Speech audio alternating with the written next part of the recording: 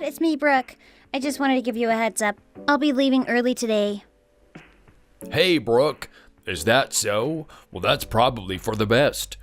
I heard there's a big storm coming in a little bit later today. It's better to be safe than sorry. I'm glad you're able to leave early. As for me, they're just trying to decide whether to just give us the day off or make us come in and sleep in the offices. What? Really? That's so strange. People actually sleep in the office where you work? Yeah, of course. We do run 24 hours a day after all. We switch out every 7 hours or so. We hear the storm will be coming when there's a shift change here. So everyone is just kind of scrambling to figure out what the best thing to do would be for themselves. Oh, it's getting a bit crazy over here. Oh, I see. That makes sense. I hope everyone can figure it out and stay safe. How about you, Dad? What did you end up deciding to do? I think it would be best if I head out early, too. I'm thinking around 3 o'clock in the afternoon I'll try leaving. Oh, that's great. If that's the case, it looks like you'll end up getting home a little before I do. No, really? Oh, please be careful coming home, too. Will do. What about Mom? Have you contacted her yet? Yeah, well, I tried. I gave her a little call a while ago, but she didn't pick up, so I haven't had a chance to talk to her yet. Really? How strange. The same thing happened for me, too. I called her, but she didn't answer. You think she would be out shopping right now with a big storm on its way here? Well, maybe. You never know when it comes to your mom. She sure does love to shop after all. You're right. Okay, well, I'm going to grab some lunch with a friend, and then I'll be heading home after that. Sounds good. Enjoy. Oh, please be careful coming home, Brooke. You got it. Don't worry about me, Dad. I'll see you at home in a little while.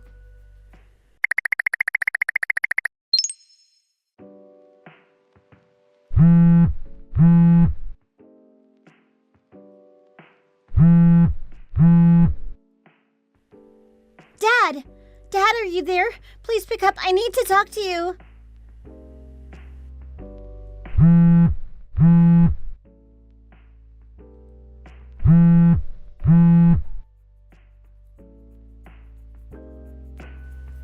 Come on, Dad, please. It's serious. Please pick up the phone. I need your help, Dad. Where are you? Dad, answer me, please. Pick up the phone. What? Sorry, I wasn't near my phone.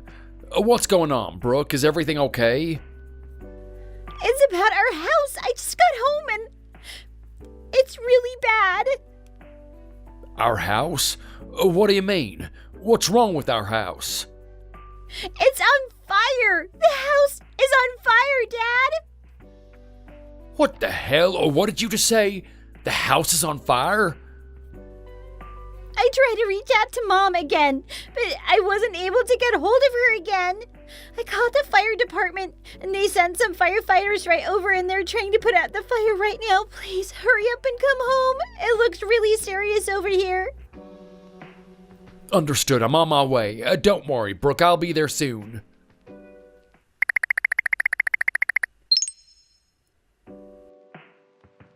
Becky, please answer the phone.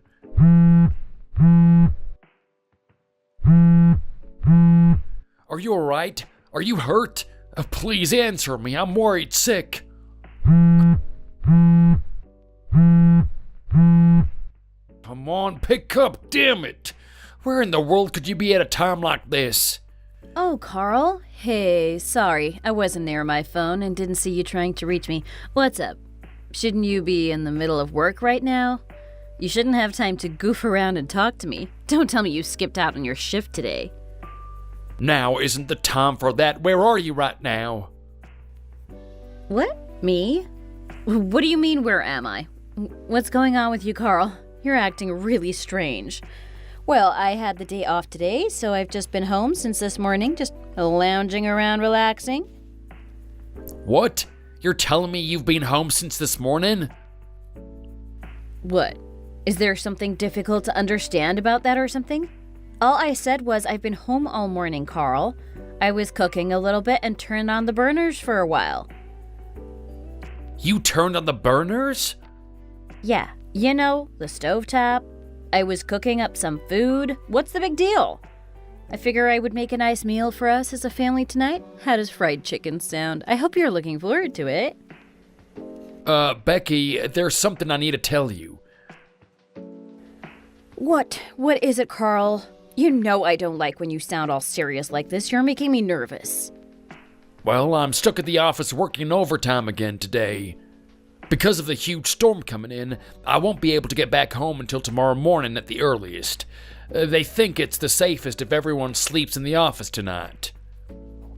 Oh no. Are you kidding me? That sounds awful. Well, it looks like tonight I will just be me and Brooke then, I guess. Oh, well, not exactly. I spoke to Brooke already. She told me she's staying over at a friend's house tonight. Her friend lives close to their school, so they don't have to travel too far just in case of the storm. What? Really? Because of the storm? I thought you would be coming back here early today. This is the first I'm hearing anything about her sleeping at a friend's house. Yeah, it looks like it was kind of spur of the moment. Her and her friend were talking about how much fun a sleepover would be, and they just decided on it pretty quickly. She tried to reach out to you a couple of times, but couldn't get hold of you, so she just told me about this. Oh, I see. Well, I guess that makes sense then, as long as you're aware of it at least. I just checked through some of my missed text messages. Looks like you're right about her sleeping at a friend's house tonight. Well, that's a shame. Looks like the three of us will all be sleeping in separate places tonight. Yep, looks like that's the case, unfortunately. I'm gonna miss you two tonight. But looks like I need to head back to work now. Work is starting to pile up around here. It's been a really busy day. I understand. Have an easy day. Don't work too hard.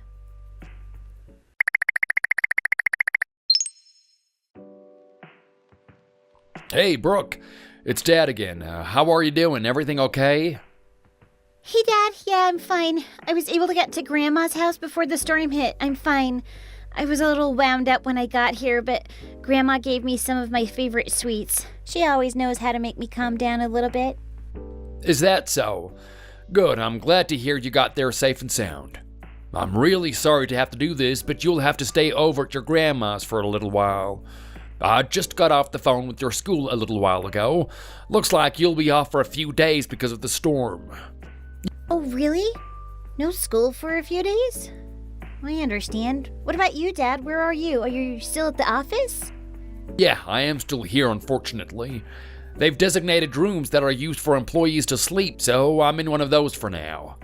I spoke with my boss, and he doesn't want anyone leaving until this nasty storm dies down. It's too dangerous for anyone to be outside in it right now. Is that right? That's a shame, but I'm just happy to hear you're okay. But our house... The entire thing burned to the ground, Dad. Yeah, I'm sure it was scary, but the most important thing is that you are alright. I still haven't been able to get in touch with Mom. I'm starting to get a little worried. Oh, I spoke to her for a little bit just a while ago. What? Really? You actually got Mom to respond to you? Oh, what a relief. So is she okay? What did she say? Just where in the world is she at a time like this? Well, that's where things get a bit confusing, Brooke. She told me she's at home right now, and she's been home all morning. What? But that's just impossible, Dad. There's no way she could be there. Are you sure she said she's at the house right now? To be honest, I really don't want to think too much about this situation. But I told her you will be spending the night at your classmate's house who lives close to your high school. Oh, okay. I understand, Dad. The most important thing right now is that you're safe and keep out of that storm. I'm sorry to have to bring up this situation with your mom. You've always been my rock, and I know I can always rely on you. It should really be the other way around, though, shouldn't it? Don't worry so much about me. I'm fine, I promise. But to be honest, I have been noticing Mom acting a bit strange lately. Really? What do you mean? Strange in what way? Oh, come on, Dad. Are you telling me you haven't noticed anything off with Mom lately? You've already been looking into it, haven't you? I mean, with the detective and the detective agency? Wow, Brooke. You know your dad so well. Well, yes. It's exactly as you said. I guess there is no use hiding it anymore. I was supposed to meet the detective today to get some information he found, but because of the impending storm, we had to push our meeting back a few days. To be honest, I've been racking my brain about what I'm going to say to you if the detective comes back with bad news regarding your mom. I understand. I figured you were doing something like that, to be honest. I'm so sorry I kept this from you, sweetheart. You know I would never keep a secret from you unless I thought it was for your own good. I know that, Dad. Don't worry. I understand what you're doing. But, Dad, please don't do anything crazy, okay? Of course. You know me. I would never do anything like that. Thank you for always having my back, Brooke. I really appreciate you more than you know.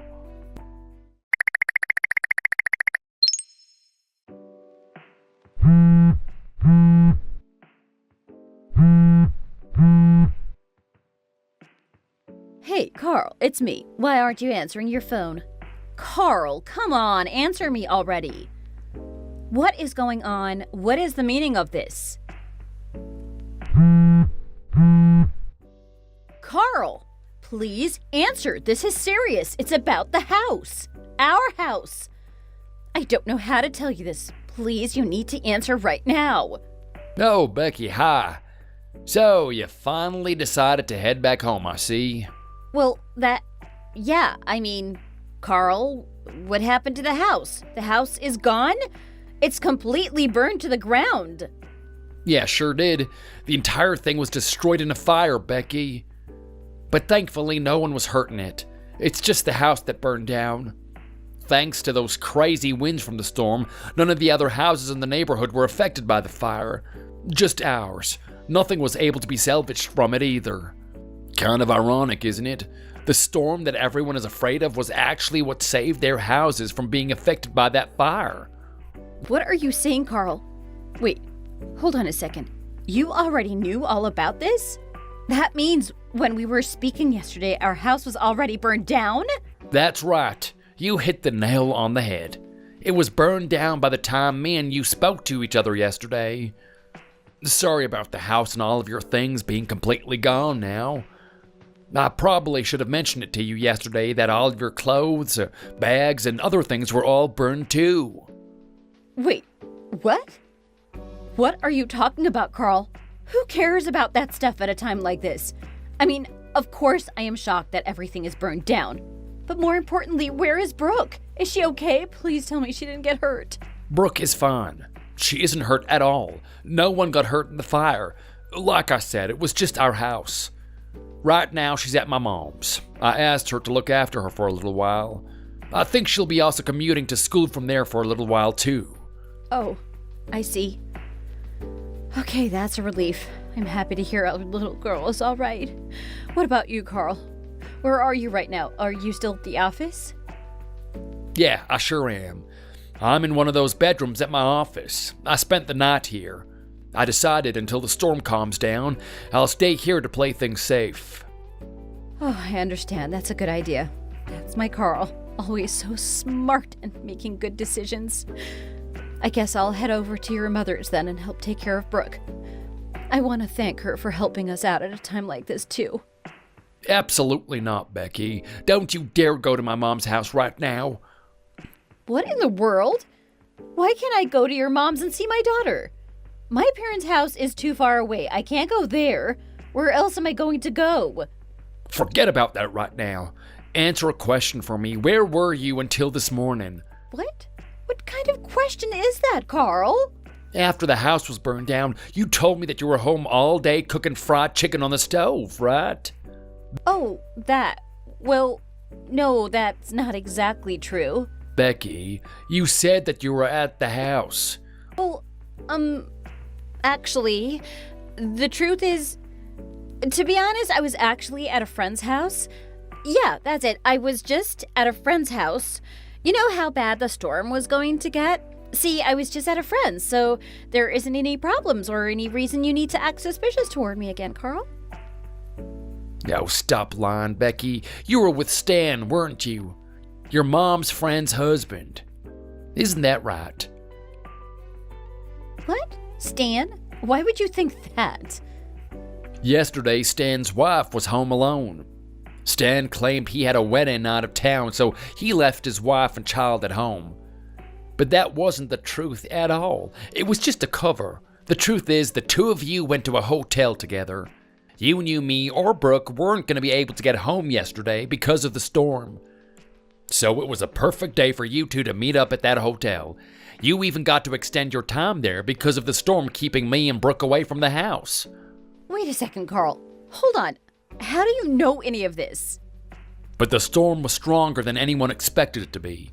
Even so, I still bit the bullet and I went home anyway, to make sure the family was okay. But when I got there, the entire house was burned to the ground. There was absolutely nothing left. I guess this was yesterday afternoon, mid to late afternoon. That ringing a bell? It should. That's when you were at the hotel with Stan. No, Carl. You have this all wrong. This is all just one big misunderstanding. How in the world could you possibly know any of this? You've been acting very strange lately. After a while, I decided it was time to hire someone to investigate. He was quickly able to figure out your pattern of doing things. What? You hired a private investigator to look after me? That's right. I hired someone from a detective agency to figure out what you've been doing behind our backs. Carl, how could you? That's an invasion of my privacy. Oh, cut it out, Becky. I don't need a cheater telling me anything about privacy. But, Carl, you don't understand. Really, this whole thing is a misunderstanding. Surely we can work through it. Becky, the information the detective found was also shared with Stan's wife. What? Are you kidding me? Carl, what did you do? That's not all. Your odd behavior lately was noticed by Brooke too. Even she knew you were cheating on me. What? Are you serious? Brooke knows all about this? You told her? Absolutely not. I would never tell Brooke anything bad about her mother, but she's a sharp kid. I don't think it took too much for her to figure it out herself. You are lying. You told her so you can make her hate me. Think what you want, but another thing you should know is that if we get a divorce, she wants to go with me. How dare you say such a thing?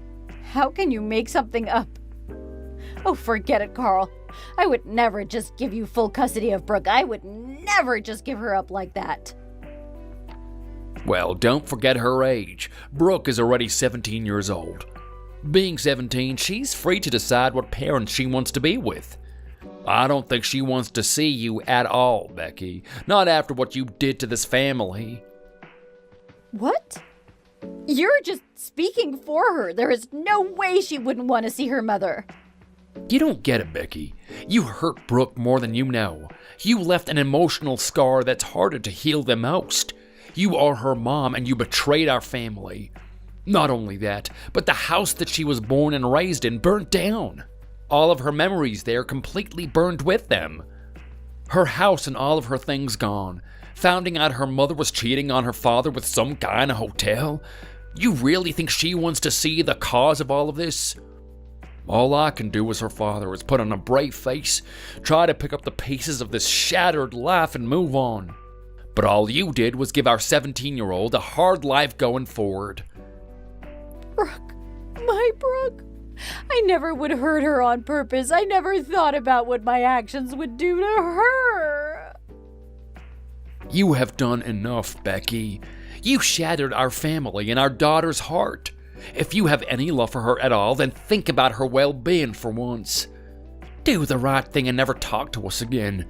Just go on with your life and disappear from ours. Carl, please. We can work this out. I don't want to lose my Brooke. She is my daughter. I love her more than anything. This is all Stan's fault. But about the fire, I just wanted a thrill. I thought playing around with the fire would be fun. You can understand that. Are you a child? So you played with fire, met another man at a hotel, and now our house is completely burned down. You have no one to blame but yourself for all of this. All I can do is laugh at everything your stupidity has caused you. It wasn't supposed to turn out this way. Please, you have to forgive me.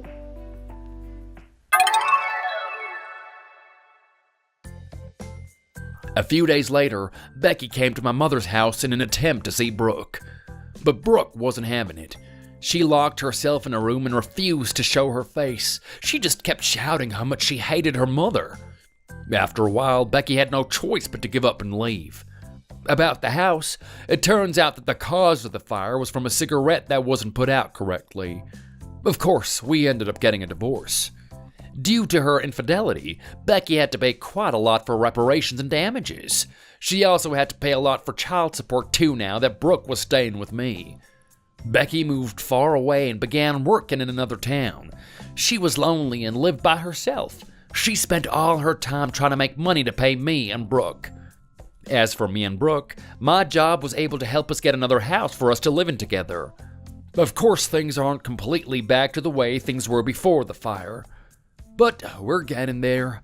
Me and my daughter will always be there for each other and always have each other's best interests at heart. Because of that, the two of us can get through anything together. Thanks for watching. Don't forget to like and subscribe. Feel free to leave a comment. Bye.